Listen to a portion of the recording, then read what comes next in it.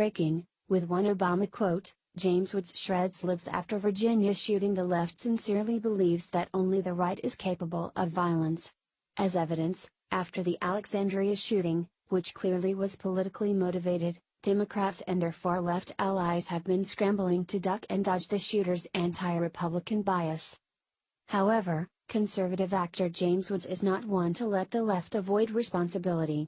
Woods took to his Twitter account to remind everyone of one of Barack Obama's most infamous quotes, "Argue with people, get in their face. If they bring a knife to the fight, we bring a gun." The mainstream media made no noise about that quote. Again, in their very biased eyes, the left is incapable of violence. This theory is not backed up by facts. As Brian Burrow recounts in his excellent book Days of Rage, the far left, who were even then allied with mainstream Democrats, was responsible for pretty much all terrorist attacks in the U.S. between 1968 and the mid-1980s. In 1972 alone, far-left agitators detonated over 1,900 bombs in the U.S., via Status 451.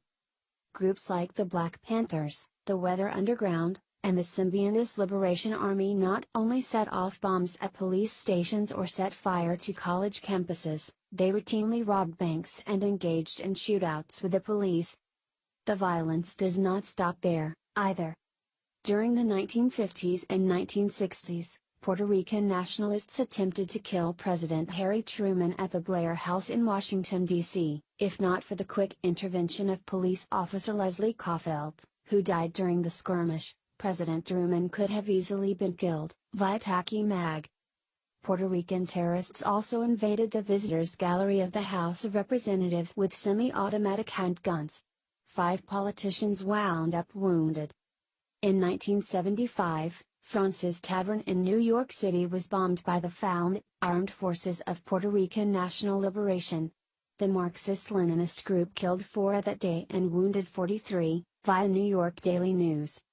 Not surprisingly, Obama pardoned unrepentant FALN terrorist Oscar Lopez Rivera. This move was congratulated by Lin-Manuel Miranda, the creator of the far-left Hamilton musical. Many decades before the FALN and the various groups of the 1960s, anarchist and communist terrorists plagued the U.S. during the days of the first Red Scare, via Social Matter.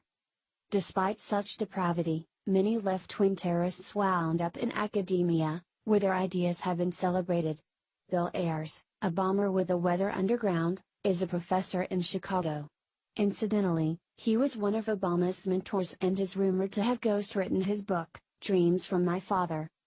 University professor Angela Davis, an open Stalinist, provided the guns that were used in the 1970 Marin County Courthouse hostage incident.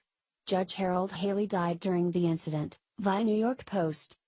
Such far-left terrorism is much more common than right-wing terrorism. Indeed, the American media has to make up conservative terrorism, as in the case of Jared Loughner, in order to keep their narrative abreast. The narrative is no longer worker.